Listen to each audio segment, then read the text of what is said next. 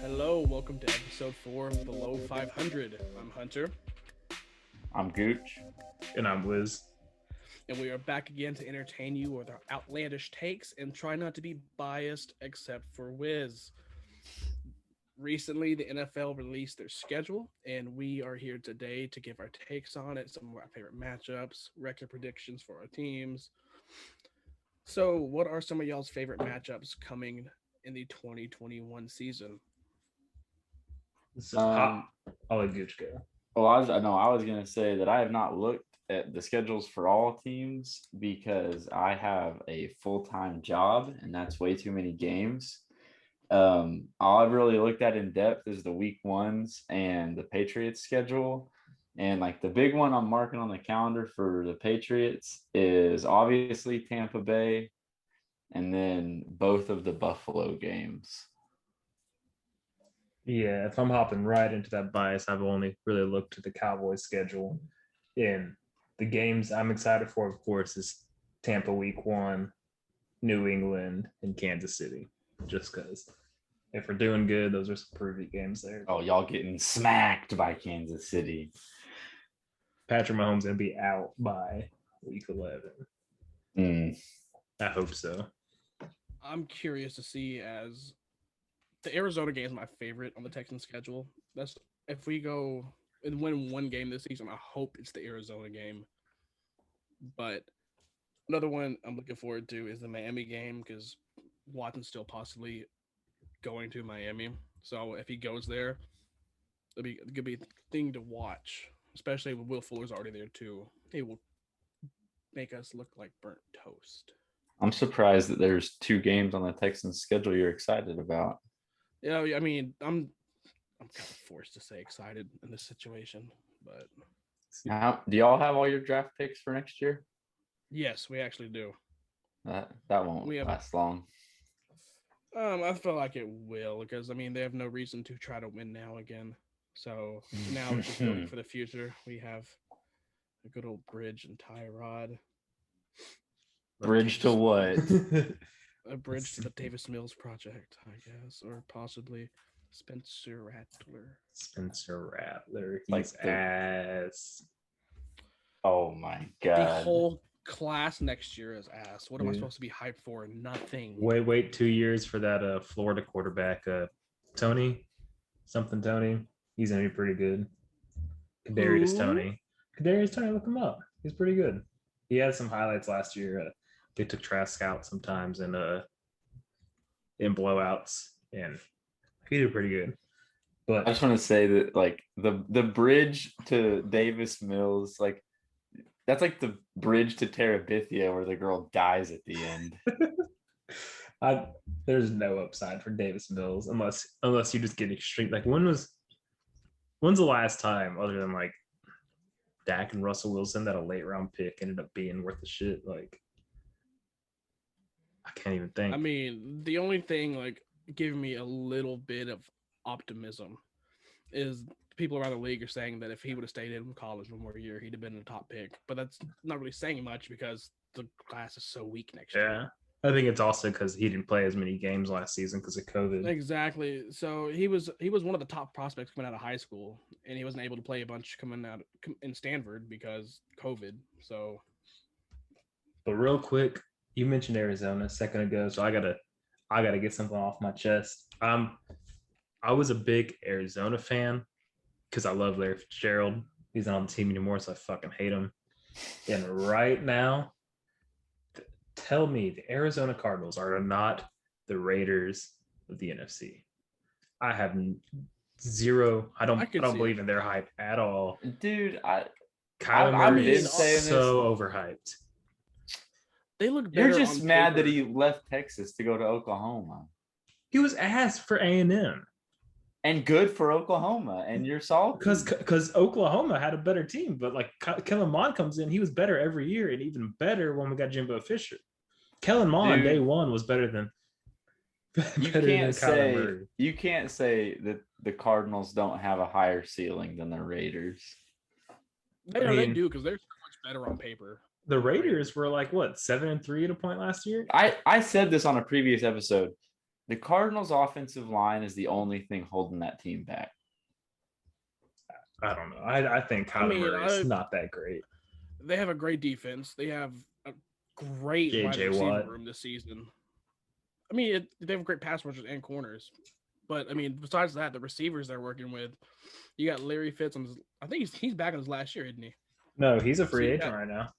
I didn't know I thought he went back. No, I don't even know if he's signing with anyone. Well, regardless of him, you still have Hopkins, AJ Green, and Christian Kirk. Yeah, I mean, AJ and Green. you have like decent running backs like that can receive out of the backfield too. Yeah, I don't know if they re-signed Drake or not. I don't believe. But I know they have did. Chase Edmonds, and Chase Edmonds was just as good, if not better, whenever Drake was hurt. Let me see. Their running backs are Chase Edmonds. They got James Conner in free agency. Okay, so that's still not bad. But he's not anything either. Like I had Edmonds on my fantasy team, and he like kind of carried me at running back through the middle part of the season, strictly off his receiving. I mean, he'd rush for like 30 yards a game, but he'd have 4, 5, 6 catches. And I'm pissed because I traded you Edmonds and Will Fuller for like CD Lamb. Yeah. Mark Ingram or some shit. Yeah, I roasted you for trading Fuller, but it's a good thing you did because nobody saw him getting hit with a PEDS violation. I mean, nobody saw Fuller being that good. We knew he was going to be the number one receiver. We didn't know he was going to be that good and that healthy. He's been good every season. He's been Watson's number one touchdown or even number one red zone target. No, not red zone target. He was always just a deep threat. Yeah. Yeah, I didn't mean depth or touchdown leader because he's a deep threat. He's fast, but he just can't stay healthy. And he was finally healthy. But that's why he's healthy, apparently. One last roast to the Cardinals. I don't know if y'all heard, but they're already talking about their rookie they just drafted, Xavier Collins, replacing Jordan Hicks as their Mike linebacker. I've been saying this. Y'all ain't been listening to me. I've been saying since before the draft started that Xavier Collins is going to be a fixture on someone's NFL defense. I mean, he's going to be good, but do you want a first-year linebacker being your Mike? That's the quarterback of the defense. I guess we'll find out. I don't know. I was confused on why Hicks wanted out so bad, or because of that. I saw whenever it broke, the news broke about it. Because I mean, I don't know. Might be a contract year for him or something, but I don't think he wants out. I think they want to trade him and get what they can for him. So yeah, no, I'm pretty sure I thought it's because he wanted out. I can look it up real quick if we have time. Yeah, since Wiz is feeling so confident right now, I'm gonna make Wiz go first in giving our complete season-long record predictions for each of our teams. So, Wiz, you got the Cowboys. Let me see. I've got it pulled up. I went through into a little win-loss. So, I have the Cowboys. There's 17 games now this season. We are going 14-3. We are starting off 8-0.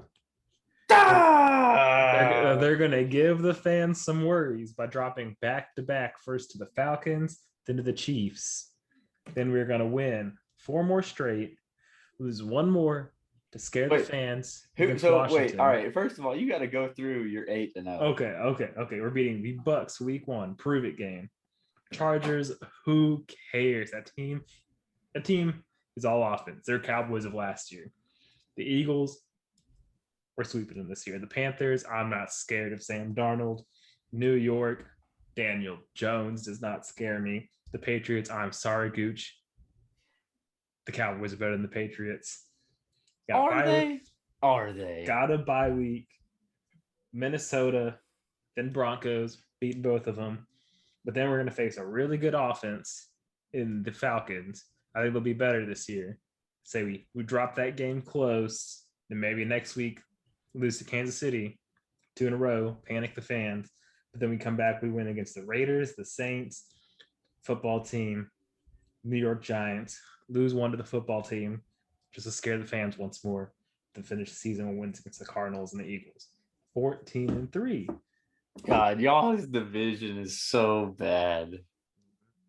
That division is terrible. We're easily winning both against the Giants and both against the Eagles. Just having this on tape is gonna make y'all's 9 and what would it be? 9-8. 9-8. Yeah. 9-8 feels so much better. I'm glad you have us going positive. So the Patriots, y'all are gonna kill me over this one. But this was actually hard for me. So I'm gonna go game by game. I have us beating Miami week 1. I think the Patriots Miami games are gonna be closer than like a lot of people think. I think both of these could be toss-ups, but I have us winning week 1. We've got all of our defensive players out, or back. I mean, because people forgot how good the Patriots defense was with with all their COVID holdouts. Then Jets week 2, that's a W. Saints week 3. I think the Saints at that point are still kind of trying to find their post-Breeze identity and figure out their long-term quarterback situation. So that's a W, 3-0. Unlike Wiz, I'm going to keep it real and say we lose week 4 to Tampa Bay. I think there's just too much narrative there for Tom Brady, and Tampa Bay is just a vastly superior team. So there's a couple games on this schedule that really make me scratch my head and really make me hesitant to put down a certain answer. And Dallas week 6 is one of those. Every part of me and how much the Texans. Oh shit. Yeah, well that's a W. We're looking right past that one. So that puts us at 4-1 going into Dallas week 6. And I think this game could go either way. Our defense is going to be back. Our defense is going to be significantly better, strictly off of all our returning players that we didn't have last year. But you can't write off Dallas's offense. But and Dan Quinn. We don't know what New England's offense is going to look like. I mean, we got these receivers. We got the best tight end. What group. receivers? We have the best linebacker group to beat those tight ends. What receivers are you talking about? Nelson Aguilar. He would be our wide receiver 4. Kendrick Bourne, I believe. Who? Apparently he's supposed to be super fast. I said this earlier in the earlier episode. I think N'Keal Harry does it significantly better this year because he doesn't have to carry the load as a wide receiver 1. I think he's naturally worse than what he was. I think he's naturally a wide receiver 2, wide receiver 3, and he'll get to play that this year. And then we've always got. Wait. He's had Julian Edelman and Josh Gordon on the same team as him. Antonio Brown for one game, but I'm just talking based off of last year. Last year he had Julian Edelman. Julian Edelman was 42 years old last year. He's a slot receiver, anyways, and he's not a wide receiver 1. Edelman. What I just said. Oh, anyways, we've got always a stable of running backs with our new rookie running back, Ramondre Stevenson. Who? You guys say this every time, but I've consistently told y'all that he is going to end up being one of the better running backs out of this draft class. That dude was an absolute monster out of Oklahoma. Looking up y'all's and it pains me to say this as an Oklahoma State fan because I watched this dude thrash the Big 12 for multiple years. Ramondre Stevenson.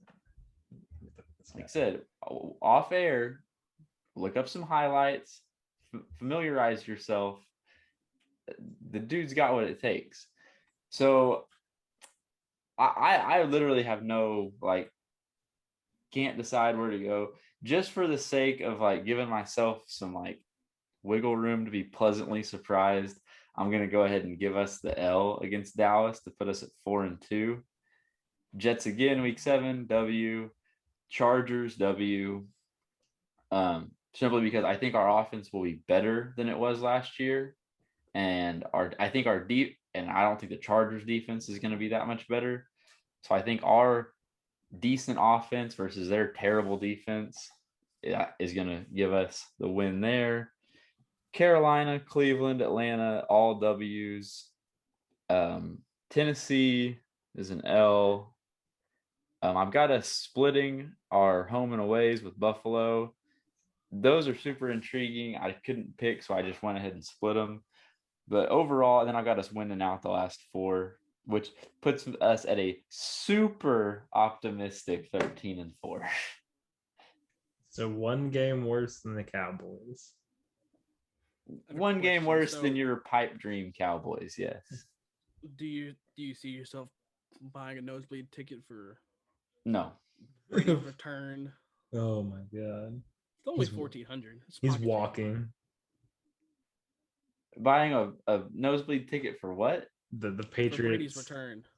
the $1,400 nosebleed. I gotta fly to Massachusetts. That's why I said you're walking. You Yeah. gotta save some money. Yeah, the flight's gonna be more than the ticket. All right. All right, Time for the- Hunter, let's go ahead and get this Texas one out of the way. This ought to be quick. Are y'all Right, winning so- any? Week 1 got Jacksonville in Houston. I'm looking forward to that. You are? See, I can already hear it now. Tyrod Taylor fakes to the right. Oh, he takes it to the middle. Rushes touchdown. Texans only trail 43-7. No, So- no. You see, he actually got tackled short and is concussed and now out for the season. Here I comes Davis can't- Mills. I can't do it. I I can't can't. wait All for right, so- I can't wait for a minor league baseball player to catch 3 touchdown passes against y'all. Oh my god, Tebow's gonna be the best tight end in the league because of his 2 games against the Texans. We rank number 1. He's gonna What? have more touchdowns against the Texans than he will the rest of the season. Oh my, he's gonna have Oh 6 my- touchdowns from those 2 games, finished with a total of like 7 or 8. 13 catches for 275 yards and 5 touchdowns in 2 games. Oh my I was- god. All right, week 1, I feel like just Lawrence and ETN. There'll be too And much to Tebow. handle. And Tebow. Week 2, we have the Cleveland Browns. That's an easy L blowout. Probably won't even tune into that game. Week 3, a little fun. The Panthers. That's another L. It'll be a little pizzazz on that L. Yeah, do we have to keep going? It's a little pizzazz. We might score this game. Week 4, I see a shutout in the future playing the Bills. Week 5, Patriots.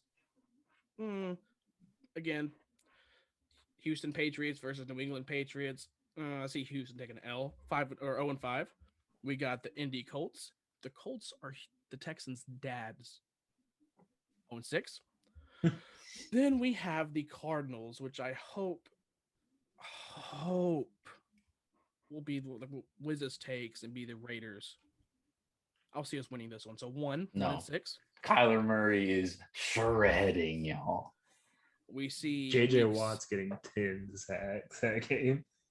We see Matthew Stafford coming back to his home state of Texas, beating the Texans 51-14. Okay. I'm kind enough to give them 2 touchdowns, but it's Why not does the 0-17 team 0-17 team have the most extravagant game by game predictions? I know. Score predictions, player predictions. Houston flies. Houston's gonna fly to Miami, where Watson will face his old team for the first time. Yes, I'm predicting Watson gets traded to Miami.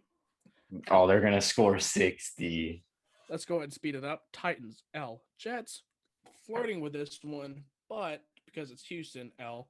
Wait, okay, Colts, all right. L. Oh, never mind. I was gonna say if Watson's going to Miami, but I forgot that y'all are gonna be starting Tyrod Taylor. Tyrod Taylor. So yeah. So Seahawks, L. Jaguars, L again. Tebow, MVP of the game. Chargers, Herbert's spanking us. 49ers, Garoppolo or Lance, doesn't matter. Houston, L. And to finish the season, Tennessee Titans. Marcus In Houston. Mariota. I will Or no, see. no, wait. That's the Raiders backup. Shit. This is the yearly game where Derrick Henry scores 250 yards and 3 rushing touchdowns. So Houston L. Overall, it's a very promising season of 1-16. Wait, who did you give yourself the win against? The Cardinals?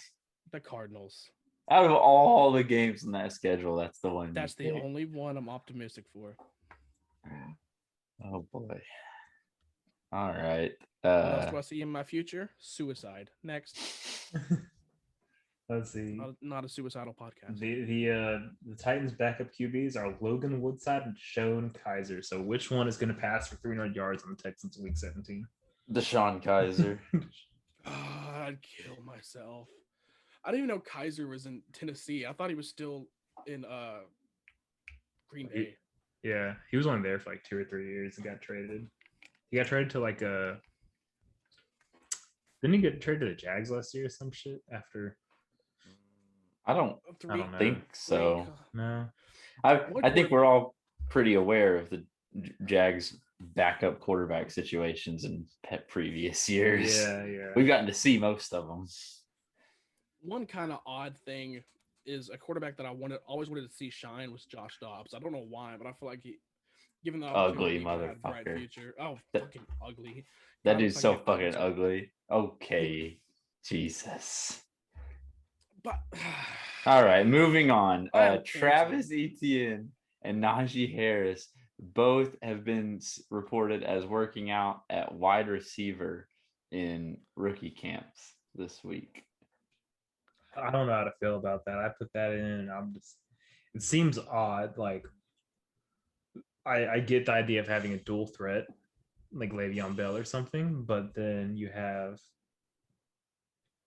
why do you draft that guy in the first round if you're not going to have him play that position? Yeah. It would be different if it was like different guys. These are literally like the top 2 running backs out of the draft. Oh yeah. Guys who are both legitimate, respectable running backs. Yeah, I like Etienne being put in wide receiver because he's already a threat there to begin with. I didn't see him as a true running back regardless. Plus, they already have James Robinson, so they didn't really need that RB1 spot. They just wanted somebody that you could plug and play anywhere. Yeah, but I mean, we've seen a ton Najee Harris, I don't understand why Najee Harris, they're playing him at wide receiver. Why are they giving him snaps there? See, in all of my mock drafts for the round 1, I always had Najee Harris fall into the Bills because I think that's their biggest hole. It's a really good running back. Yeah. And so now to see, it made sense that the Steelers got him. They need a running back. James Conner left. But then to turn around and turn that running back into mainly receiver, it doesn't make sense. And like that's what I don't understand. Urban Meyer said, at worst, we have a running back who's great at receiving. It's like, I mean, if he's great at receiving, I don't think you'd be lining him up at wide receiver. I don't. It just seems odd to me. Yeah, I just don't understand this. Like, we've seen tons and tons of NFL teams be successful running 2, sometimes even 3 running backs. And like that's why like I eventually kind of came around and got on board with the Jags taking Etienne in the first round. Because yeah, they already had James Robinson, but it's like, especially in today's NFL, like you're not going to hurt yourself by having too many like good running backs. And you've seen it all the time. You have like a volume back and then a receiving back. Like that's kind of a tried and true formula lately in the NFL. So like receiving out of the backfield is one thing, but like a complete conversion to wide receiver seems like if you wanted a slot receiver, you should have just drafted a slot receiver.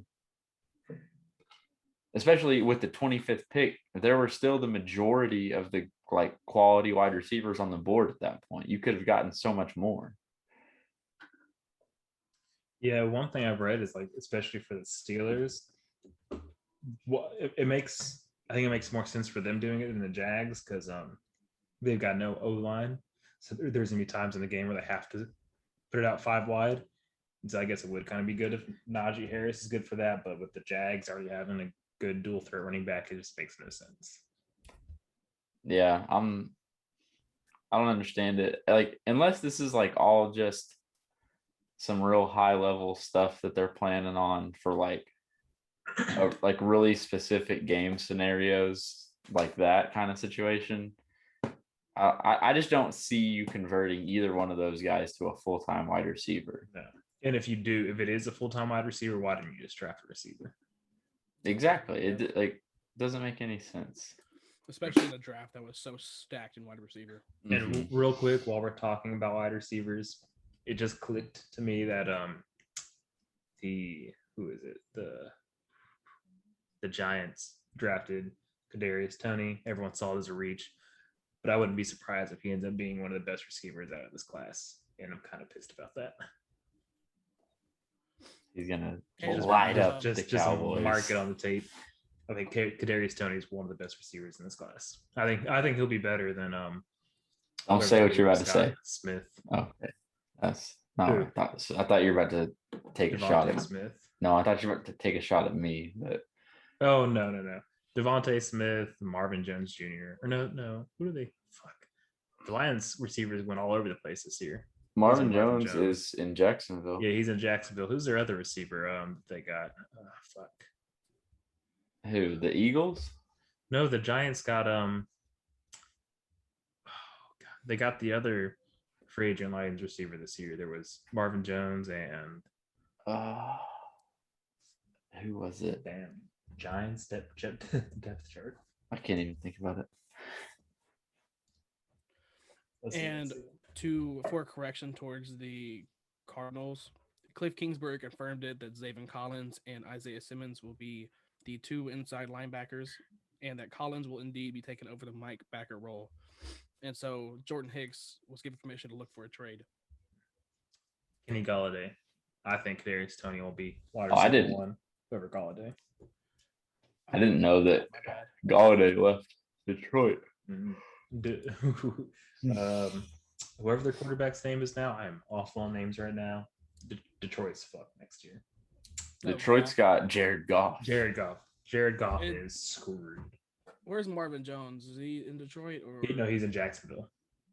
That's right. Detroit has nobody. No, they've got nothing. They've got a decent second-year running back, and they got a good O lineman, but their defense is awful. Any good defenders have been traded away or left in recent years. Their whole offense just left this year. Yeah. Detroit might be worse than the Texans. Sorry, Colton. I'm a diehard Lions fan. All right. Well, I think we've pretty much drained as much NFL talk as we can out of this dry week. So let's move on. NBA playoffs, NBA regular season wraps up today. So I think there's a couple matchups that's like still have yet to be decided. Everything else though is pretty much set in stone. I know the Lakers and Blazers can flip positions, and so can the Nuggets and Clippers can flip. But So other what- than that, I think it's set. Where are the Lakers sitting right now? So they have to win, and the Blazers have to lose, and the Lakers are the sixth seed. And if they don't, either of those don't happen, they're the seventh seed, and they're in the play. So, but the Blazers are playing the Nuggets. The Nuggets most likely want to lock up that 3 seed, and I think the Lakers aren't going to have to play at the play-in. Yeah, I mean, so you think Lakers are playing in the play-in? No, I think they squeeze their way out. Okay. So then let's just go through and do quick play-in predictions. Where are the Warriors sitting right now? So the Warriors are sitting at 8. They locked up the 8. So the Warriors are going to Okay. be playing Lakers or Blazers. So yeah, so you've got in the West, the play-in is Grizzlies versus Spurs and Warriors versus Lakers or Blazers, and then the winner of those two games plays. Wait, so the winner of the 7 and 8 gets the 7, correct? Yes, And then the loser winner gets it. of the second game, the loser of 7 and 8, and winner of it 9 and 10 gets the Yeah. 8. So if you're 7 or 8, you have to lose twice. So I'll go first just because I think the Grizzlies beat the Spurs. Really? Yeah, I don't have any basis for that prediction other than just my gut, but I'm putting it out there. Grizzlies beat the Spurs, and then I don't really know. I think I'm gonna go bold, like I said, because I've done zero research and I'm just going off the top of my head here. I'm gonna say Warriors win the 7-8 game, and then regardless, the whoever, like the Lakers or Blazers, beat the Grizzlies. So you'd have Warriors at 7 and Lakers or Blazers at 8. That's my prediction. That's my exact prediction. I think the Warriors win no matter what, and then whether it's Blazers or Lakers, they beat. I've San Antonio beating Memphis, but they beat them. No, I have Memphis beating San Antonio. I just really like Ja Morant, what he has and what he has to offer. I hate Ja Morant is the Kyler Murray of the NBA. Overhyped. No. His play backs him, but no. Yeah, I don't know. He's coming out saying he's a top 5 point guard.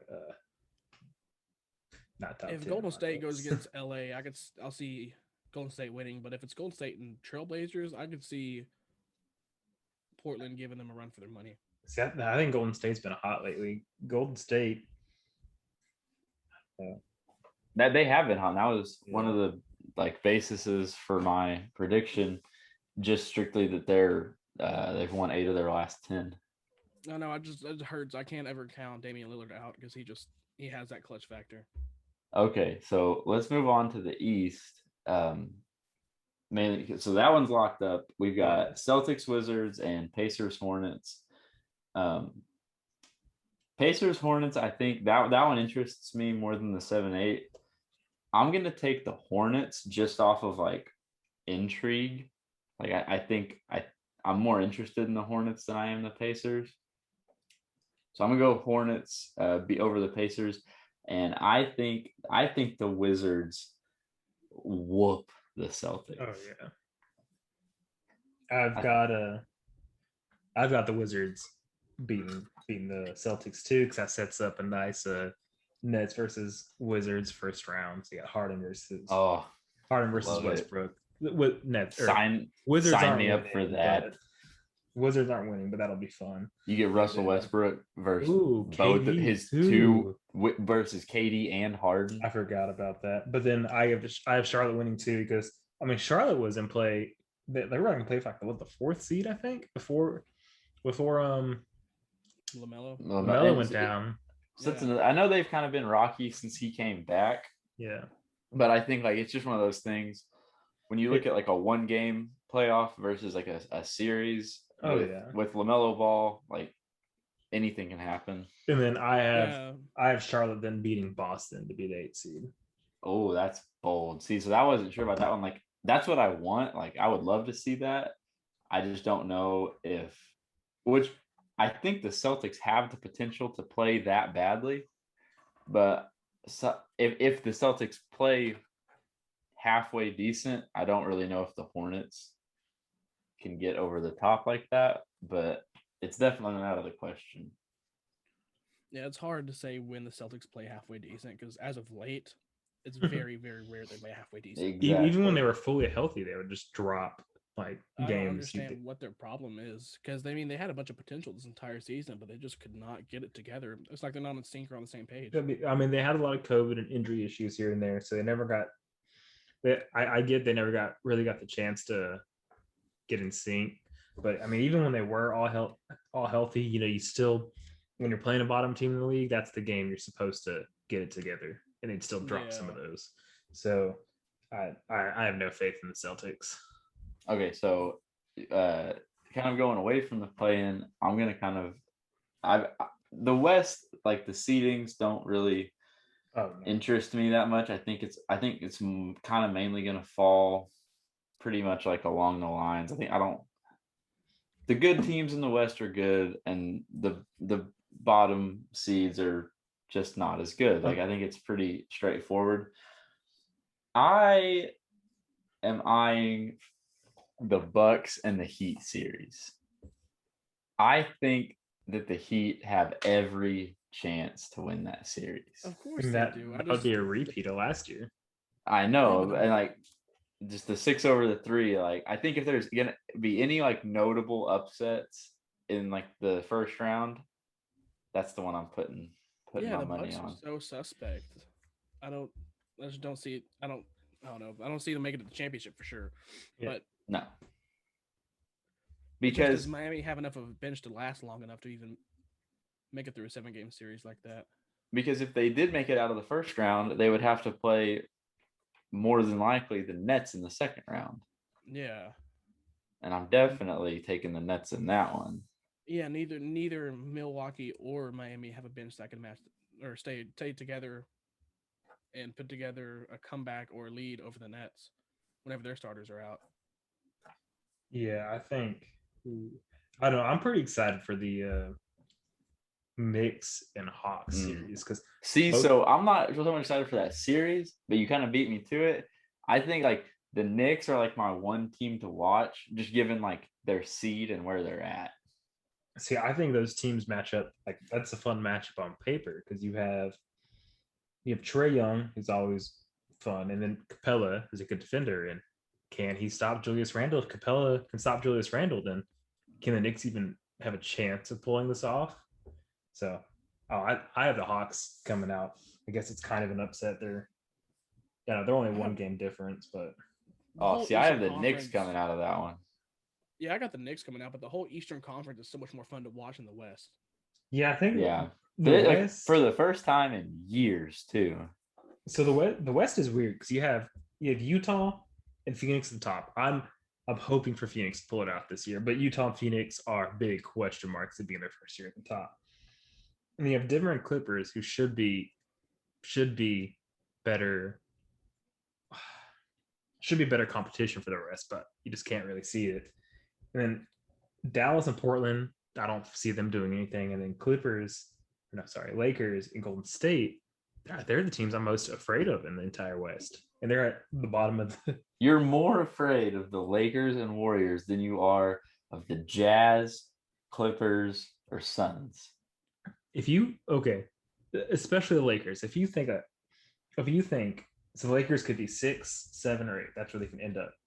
If you think the Jazz, Phoenix, and Denver are not shitting their pants at the idea of playing the Lakers first round. Right. And I mean, I can see the Jazz for sure because the Jazz are they always choke. They find a way to choke every year. I'm never confident in the Jazz. I can't ever 100% say, oh, we're going to win this series. See, that's actually why I would hope for Lakers somehow to fall to 8. I think Jazz actually match up the best.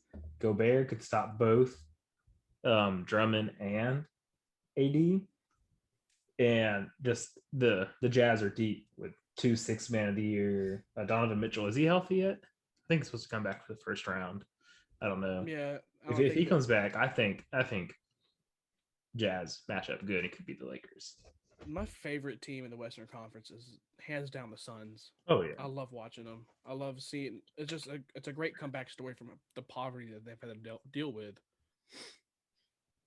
Real quick, I'm sure Hunter will agree with me as and maybe Gooch a little bit, but as a former Rockets fan, I love the playoffs this year because you have the 76ers with Daryl Morey, the Brooklyn Nets with D'Antoni and James Harden, PJ Tucker's on Milwaukee, Clint Capella is in Atlanta. Let's see who else. Chris Paul in Phoenix and Ben McLemore on the Lakers. We are everywhere in the playoffs right now. So I've got some guys to root for, which I'm kind of happy about. But I am, for the most part, pulling for the Nets and Suns. Wiz is that NBA fan who like tries to claim the success of players who used to be on his team. Like, it's not like he went to like the University of Houston. Now he's in the NBA. Like, even though James Harden, the Rockets is pretty much the University of Houston right James now. Harden on the Nets is different. Like Capella, because the Rockets made that's where he became James Harden. That's where he reached his level. It's different. Like I can't claim Chris Paul. I love Chris Paul. I love his time in Houston. I mean, I could turn around and turn that back on you and say that y'all wouldn't even have wanted James Harden or given him the opportunity to become James Harden if it wasn't for his time on the Thunder. I So don't know. then, am I allowed to claim the Nets' success not only for Kevin Durant but for James Harden's time on the Thunder 9 years ago? I mean, I say you could. I say more Kevin Durant than James Harden, and possibly Fuck Kevin Durant. the Wizards too for Russell Westbrook. Well, the only thing I took from Wiz saying that was, why the fuck couldn't Houston win a championship with all that? Why is it so Yeah, important? Coaching. It was That's coaching. what I took. you just said D'Antoni on the fucking wherever. He's a fucking assistant coach, and he's better in that position. He doesn't need to be a goddamn head coach. So pretty much what you're saying is that Houston took all of its like stars and all of its like talented core and blew it up into role players in different situations. Okay, James Harden, Chris Paul, and Russell Westbrook are not role players though. So, but that and Capella. two well, You missed Trevor Ariza in Miami. I don't give a fuck about Trevor. He would 0 for 7 or 0 for 8 in Game 7. I don't give a shit about Trevor Ariza. Oh, God. D'Antoni is a poor I'm gonna man, s- Steve Kerr. Oh, I got a great conspiracy one day to talk about with that Game 7 game. I don't even have conspiracies about Okay. that shit. The NBA came out and said, "Oh yeah, we missed like 90 calls that game, but sorry, Houston, the Warriors won by 9." So Oh, I while can't we're even talk about letting that. Wiz just go on his Houston pipe dream, I'm gonna just go ahead and give him his shine. He put it in the notes. I'm probably gonna like mute my headphones during this, but Wiz, go ahead and talk about the Astros. Oh, I thought you were talking about something else because Nope. I've got one last thing hype before I move on to Astros, and it's the Rockets ruined everyone's shot at a Clippers Lakers first round matchup. Because after we beat the Clippers with fucking none of our starting lineup, Wood was out, Kevin Porter Jr. was out, Tate was out, and some other guy, John Wall. They're all out, and we beat the Clippers. Some other guy, John Wall, the biggest name on Yeah. your That was out roster. for Yeah. the season. I know, but like still, all those names out. That's our entire starting lineup, and we beat the Clippers. Now it's impossible. Time out. Hunter, you just missed a buzzer beater touchdown by Sam Houston State to win the championship. I've been saw it earlier. He wrote it down. I guess I just blew your highs and lows, but But Thank you. But yeah, I just saw the ESPN notification and yeah. Whenever earlier, if y'all are watching it on YouTube, whenever I start like doing this earlier, like chanting, I saw the buzzer beater touchdown for St. Houston to win the. why does this shitty college football have more buzzer beaters in the NBA this season? yeah. All right. Okay, but getting on from the Rockets ruining the Lakers Clippers first round matchup. The Astros, as of just now, we just beat the Rangers earlier. We're on a 6-game winning streak, and I've won 8 of the last 10. The Bats are finally alive. 2 games we've lost have still been high scoring games, and our pitching's kind of getting it together. So, who's gonna stop us? Yes, Who's Lance gonna- McCullers today. We have 2 pitchers out right now. Ordizi or Odorizzi still out, and someone else. Odorizzi and What? Valdez. I just want to know, like, Wiz's fanhood. Like, you get just the pure luxury of having like all your teams be in the worst divisions in their entire league. Wow. Dude, look at the Astros division. It's terrible. We're 2 games. I'm not A's- saying anything about the Astros. The A's are They're 1 game good. behind of the lead league. Okay. Look at the rest of the division. And the Astros are 2 games behind the lead. Let me see. Mariners. Mariners are Like, ass. name one player on the Seattle Mariners. Russell Oh, Wilson. my point. No. Oh my. God. That would go for the Rangers more than the Mariners. And then no, I think yeah. but Kalinic. But the LA Angels are a mess of talent. They've got good players and they can't win. So Yeah. I don't want to hear shit about them being bad. That's just that's on them. They're 17-22. What do you mean you don't want to hear about them being bad? But they've got great players and we still beat them. It's like, I don't know. But The Rangers, Rangers, like the Astros just have no great players. Everyone on the Astros is great, Okay. except for what's that guy's name? Miles Straw. He is ass, but he's on my fantasy team, so he's starting. Hey, don't cap on Miles Strauss too hard because he did have the game winning steal the other night in the 11th inning He- off of a wild pitch. Off a wild pitch. That was nice. My only stolen base this week in fantasy baseball. That's the only thing Miles Straw is good for. Is Stealing stolen bases That's and it. fast. He's got that Jose Altuve when he was young speed. But Yeah, we had Lance McCullers Jr. today go with 0 ER over 6 innings pitched. Glad I got him in a trade. Cooch had the nerve to put a snooze emoji next to my Astros little Because rant no one there. cares. We are a half Cheaters. game better. If than you don't your- live within like a 30-minute drive of Houston, you don't give a rat's ass about the Astros' success. Yeah, because last year I was That's on not vacation. true because there's more Astro fans in San Antonio than Rangers fans. That's only the Chill. Texans that's true for. You go to Galveston, which is south of Houston. There's nowhere in between. And it's Cowboys fans, but Astros fans spread out a little bit. See, San Antonio is what I was about to talk about because we went on vacation last year in San Antonio, and I have an Astro shirt that says "Hate Us" on there because of the cheating shit. Well, I got so much shit from random ass Yankee fans all over San Antonio, and it was just around the time that the Yankees have gotten a whole bunch of trouble for trying to sweep cheating under the rug. So I'm like, why are y'all even trying to talk shit? The Yankees Y'all are still just as much shit right now. The Yankees currently are fighting in court to keep a sealed envelope or an envelope sealed with evidence of them cheating. Why are you fighting it?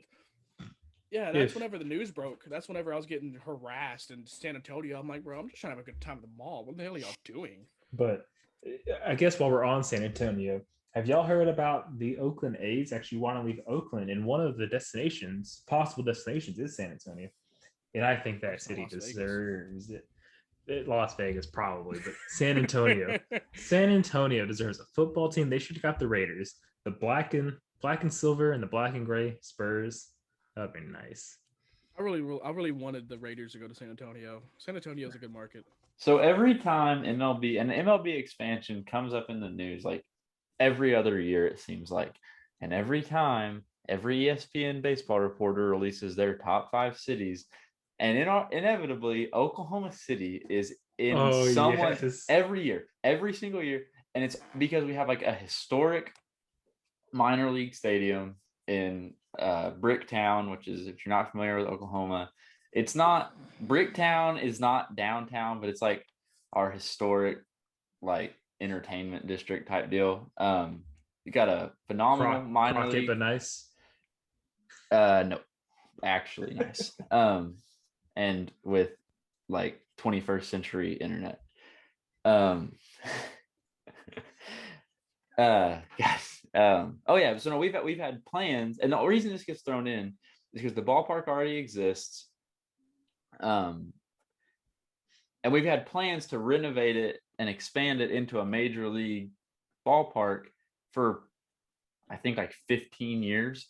So every single time the MLB even hints at the possibility of expansion, the like OKC is just like raising their hands, pointing at this ballpark they've got, like, oh, we could do it. And I used to be like on the big like hype train for that, and I've quit because it's too much of like a letdown every other year to think, oh, we're finally getting an MLB team, and then we don't. And see, there's been a bunch of rumors around San Antonio expanding their downtown, rebuilding some of the Alamo, so the experience is more full. And with expanding downtown, if the option was there, redo the Spurs Stadium, NFL or MLB Stadium. So I would love that to happen in my lifetime. I love the Astros. I love the Rockets. For some reason, I'm a Cowboys fan, but I like the city of San Antonio more than Houston. One last bit on the MLB before we move on. The baseball, I can't remember if it was the last 2 episodes or the episode that got lost, but the baseball gods heard my pleas, after Albert Pujols was cut by the Angels. And Albert Pujols has now been signed by the Los Angeles Dodgers for the remainder of the season. I haven't dug into like the details of the contract very much, but strictly as a Albert Pujols fan, this is about as good of an outcome as you could have like hoped for, aside from him rejoining the Cardinals. And this also got me a little bit hyped because I mentioned that the Angels pretty much ruined my vacation by doing this. Well, I had my vacation to watch Albert Pujols in Dallas play for September 2nd. And the Dodgers play the Cardinals in St. Louis September 8th. So if anybody listening to this would like to buy 2 Texas Rangers tickets for September 2nd, DM me on Twitter. Because there's a good half-eaten stick of gum. I've got no interest in seeing the Rangers and Angels, but they're really good seats, by the way. Just throwing this out there to the listeners. They are very good seats, and I can send you as much info as you need. I'm really trying to offload these tickets soon so that I can hopefully go see the Dodgers in St. Louis. But I told my wife this. I'm not making the same mistake I made with the Angels. I'm gonna wait this shit out and make sure that Albert Pujols actually stays on the Dodgers. That's what I was gonna say. What happens if they don't even play, or if Pujols doesn't even play? Yeah, I think he'll play, but on the Dodgers, will he be able to get consistent playing time? So that's another thing. No, it won't be consistent playing time. But the other thing I was thinking about, so that series is either a 3 or a 4 game series, and it's like Monday, Tuesday, Wednesday, or Monday through Thursday series. And so I'm kind of like trying to debate because like it's in St. Louis and it's the end of the season, so he's gonna play. Like you're gonna watch all 4 games. Yeah, I get 4 tickets. It's inevitable. He's got to play one of these. Exactly. At some point in that series, he's gonna play in St. Louis. Like it has to happen. My odds are that it's probably more likely to be towards the end than the beginning, which is inconvenient because like as far as like travel and like taking time off from work goes, it'd be better for me if he plays Monday. So also throwing this out on the internet, anybody who works for the Dodgers and might have some information, hit me up so I know which game to buy tickets to. That's all my MLB news for the week. You got anything, Hunter? Or we both like the Astros. They're both. Yeah, I got my MLB out with the Astros 6-game winning streak. Hot.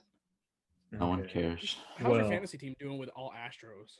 It's doing pretty good. I'm like right now the middle of like the standings is pretty like close. It hasn't like middle and bottom or top and bottom haven't really separated from each other. But I'm doing good this week so far. My pitching is what's hurting me. My batting's been great every week, but my pitching, I need to figure something out because I'm. See, yeah, I've been backwards. My pitching has been best in the league, but my batting's been awful. Let's fuse our teams and split the winnings. We are currently discussing Houston Astros fantasy baseball, and that is the dynamic duo of things MLB fans don't give a shit about. Okay, I have like 2 Astros on my team. Thank you. I've got like 12. It's McCullers and Javier. Javier's ass. I'm trying to get rid of him, but McCullers is great. But my first 2 weeks, I got railed. I've got like 1 and 11th the first week, and then the second week I think I had 2 wins against 10, but I haven't lost since. So I'm trying to build my way back. All right. Well, no offense, Hunter. I would rather spend time talking about this next topic than Houston Astros fantasy baseball. So I don't know if you guys have been aware of this. I know I sent a couple in one of our group messages. There's been like a weird trend going around, mainly Twitter, people posting pictures of their bald ass tires. and like taking them to the mechanic and just getting roasted by their mechanic. Yeah. And so I'm assuming this was Wiz that had the nerve to type in, is driving on bald tires irresponsible? Well, This just made my blood boil. okay. So the reason I had to bring this up is because I was looking down a thread on Twitter of one of those pictures posted, and someone was like, same thing happened to me. I got roasted about it, and I didn't know. I had to not keep up with that. And so someone below said, it's so irresponsible. You're putting other people in danger. And a different person below that said, not everyone has the time and money to keep up with their car like that. So I was like, then don't drive. But then, yeah, that's it. that's what it burned down to. It's like shit talking back and forth saying, don't fucking drive. You can't keep up with your car. So I'm like, I agree. I think if you can't keep up with your car, you shouldn't drive. If you can't, you can go to Discount Tire. If you got a basic car, some Century tires are $40 a tire. If you can't afford that, don't drive. Yeah, speaking of Discount Tire, my wife, like 2 months ago, smacked the shit out of a curb and like cracked her rim. Oh my god! Bubbled the sidewall of her tire, fucked it up. And so we took the tire, did not drive it because, and like we live like 3 miles away from a Discount Tire, and I wouldn't even let her drive it. It was so bad. Threw her tire in the back of my Honda Civic and drove it to Discount Tire, and it cost us, I want to say, out the door, because she paid the protection plan when she bought the tires, which surprised the shit out of me, because I don't pay protection plans for anything. But yeah, got the protection plan. One tire and the rim, like the whole wheel, out the door. We paid $17. Yeah, I love the protection plan because I had a nail go in the sidewall of my tire, and they were like, "All right, well, just sign this waiver. Here's $20," which that's basically paid for another protection plan. It happened again. That's all. Yeah, it is. That's all. So you got. Really, you can walk out with a free one and be like, "Nah, fuck that other protection plan." So I used to work at Discount Tire for like almost 2 years, and I gotta say, buy the protection plan. If you get a new car and off the lot, drive a Discount Tire, you can put a protection plan on those tires.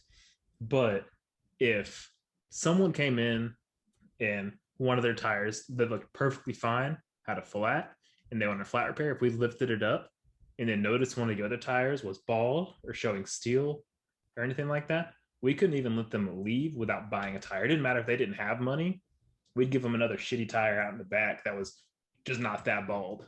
Like, because if we let them leave on that and they blow the tire down the road, we're responsible for that shit. Yeah, so. Yeah.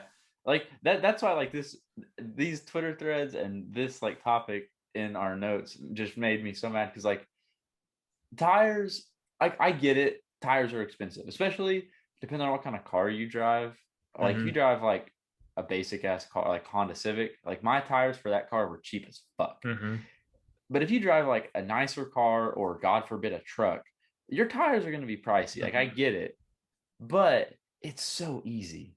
It's so easy to go. Like the last time I was at a Discount Tire, I put 4 new tires on my car. I was in and out in like 45 minutes. It's so easy, and it's so easy to control. Like, and it's like one of the very few things on like car maintenance that affects other people. Like that's why I was talking about this. That's why I feel so confidently about this, or not confidently, so passionately about this, is that like tires like affect everyone. Like if I don't change my oil, which is like my other, like if you have a car, change your fucking oil and keep your fucking tires up. Like those two things will do so much for your car. But like if you don't change your oil and your engine seizes up and your car is like dead in the water, you just come to a stop. You basically wasted your fucking car, and that's on you. If you run your tires down to the cords and have a blowout on the interstate going 75 miles an hour and kill a family of 4 in a minivan because you can't control it, like that affects more than just you, because you were too cheap for a $70 tire. But like it's not even that, because they even offer credit cards, so you don't have to pay anything up front for like 60 days. But like I said, there's like, if you have a basic ass car, there's a Century tire for a basic car is like $36. Yeah, I want to say But Yeah, I want to say when I did my Civic, I got like the step up from like whatever the bottom shelf tire was, and it was like $42 a tire. I bet you either got Centuries or Falcons.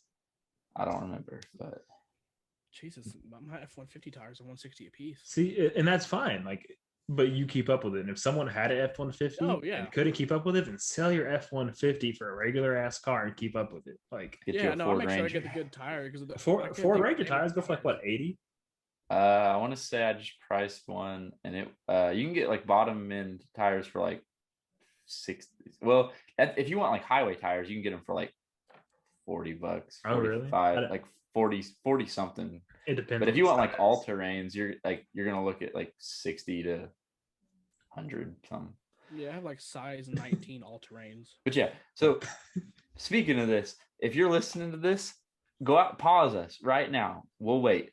Go outside, check your tread on your fucking tires. Just Google the penny test. There's a penny No, test. but you don't even need the I can't penny think what it test. They is. have a little bump in the tread. And once the tread Yeah. gets level with that bump, get new tires.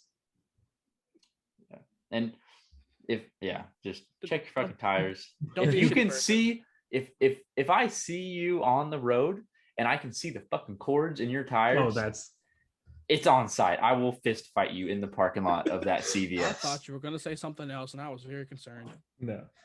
But No. that's enough non-sports talk on this Sports Talk podcast. One quick thing I'm going to vent about because we don't care about hockey too much, but I'm a fake Until the crack Vegas. comes out. I'm a fake Vegas Golden Knight fan because I said when they came out a couple years ago I was going to follow that team. So I've just followed them on Twitter and followed their record throughout the year. And so I know playoffs started. I know they were a playoff team. So I checked the record, and they are lost the tiebreaker to the team above them. I believe it's Colorado something. But I look closely, and they go by points, and you get a point for each win, 0 points for a loss, but you still get 1 point for an overtime loss. So even though Colorado has 2 more losses than the Vegas Golden Knights, they win the tiebreaker because they were overtime losses and got points for those losses, which seems like the most bullshit rule I have ever heard of. What's the I point don't of understand this at all. what is the point of a win-loss column if you fucking throw in some stupid point system after? Like, Well, and it's kind of like in like the college football world, it seems like the playoff picture every year comes down to somebody's quality loss. Like, what the fuck is a quality? How is an overtime loss better than a regular loss? I know. This is why we're not a hockey podcast. So yeah, but like as someone who wants to like the Vegas Golden Knight and to just look at the standings and see like, wait, why are they below them? Because there's extra column for overtime loss, and I'm just like, what's going on? I messaged some people asking, what does overtime loss mean?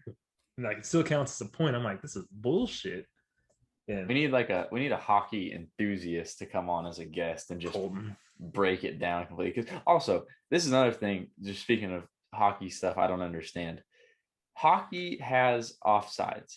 I assumed that it was just offsides like soccer has. Yeah. So I'm pretty like familiar and aware of soccer's offside rule. No, this is how I learned like most of my obscure sports stuff. I learned playing NHL on the PlayStation a couple weeks ago. It is not even close to the same thing as soccer's offside rule. So we need someone to educate us on hockey. If you're listening and have extensive hockey knowledge, feel free to reach out. I think Colton listens. So if Colton's listening to this, DM us. All right. So that'll bring us to our final segment, our recurring weekly segment, highs and lows. We ended with the lows last week. So to end on a high note this week, we're going to start with the lows. I don't know like if you guys have a whole lot since we're kind of on a quick turnaround for this episode, but this one came to me while we were talking MLB, and I just added this. So Albert Pujols signed by the Dodgers. I read on some news site, and this broke my heart because it was worse because I read it like, and the article I read it in was like breaking news. So they were like talking about all the possibilities of it. And I read that article after the signing with the Dodgers had already happened. So apparently the Cardinals were like one of the favorites to sign Pujols.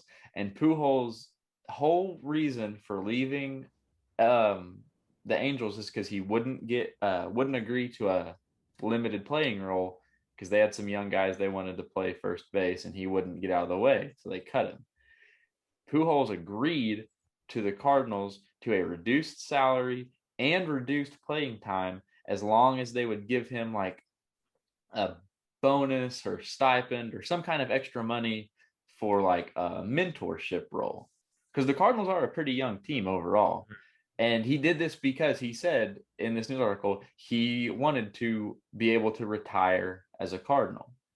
And I was pumped to read it, but then it just was like absolutely soul crushing that I read it after he had signed with the Dodgers. And like it was just so close yet so far, because y'all have absolutely no clue how like this would, if we would have gotten him and he would have been retiring as a Cardinal, this would like make the whole season for me. Like we could have like lost out, but just getting to see Pujols in a Cardinals uniform one more time would have like made my year. See, I don't know that feeling yet, especially because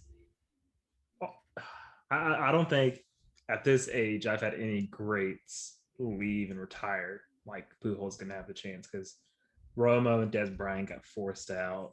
The Astros are all young. I was too young for Biggio leaving, and the Rockets. I mean, anyone who's been great, we've signed like James Harden. So maybe when Altuve retires in 10 years, I'll be able to feel your pain. It's emotional. It's an emotional time. Yeah. But if no one else has any lows, we can go ahead and move on to highs.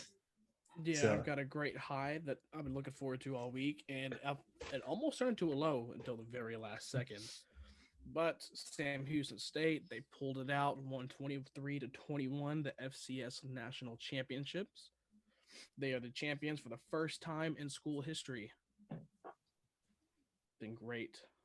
Great to witness it. Great to be a student during these times. Too bad it's during COVID and there was no tailgates. I was so excited when they said the football league got pushed to the spring, because I was like, all right, cool. Tailgating, crawfish boils. Is that why it's going on now? They just moved it back so they could. Yeah, COVID didn't moved even back know to the that. spring, and That's so cool. this is their regular season. It normally runs the same time with D1. Yeah. Okay. I was so sad that I couldn't do tailgating crawfish boils. Well, I'll get my high out of the way real quick.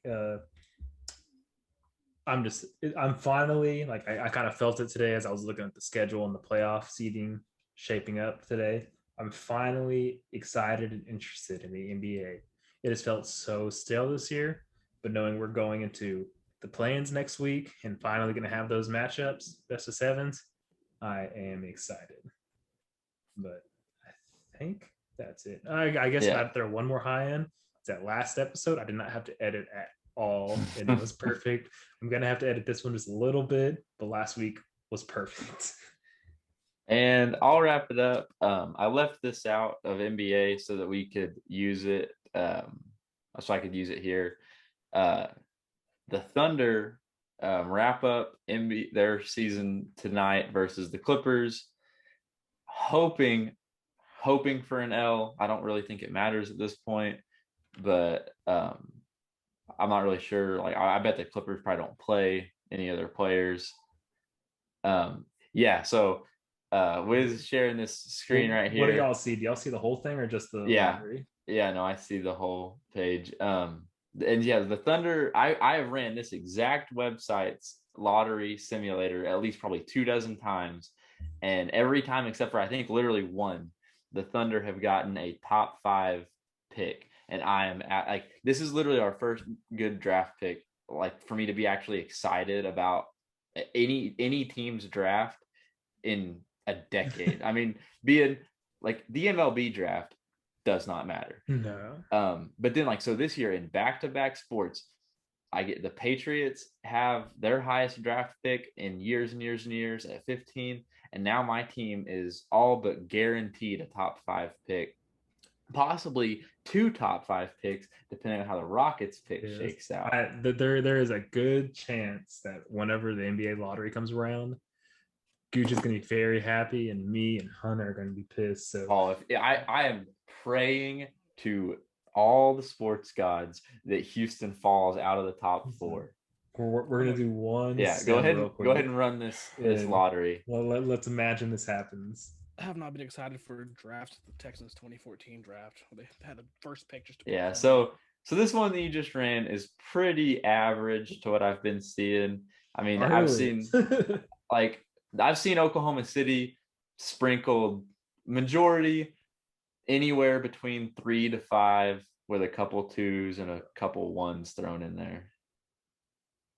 Let's see, I'm just going to be heartbroken. So we can, the Rockets, it's the 5th or the your pick is protected within the top 4. So you want to see the pick swap.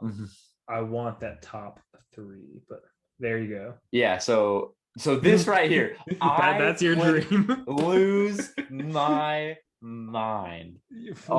This is literally like I'm gonna start going to church again before the draft. Like, I'm gonna start living my life right so that I can get this draft lottery to go in my favor.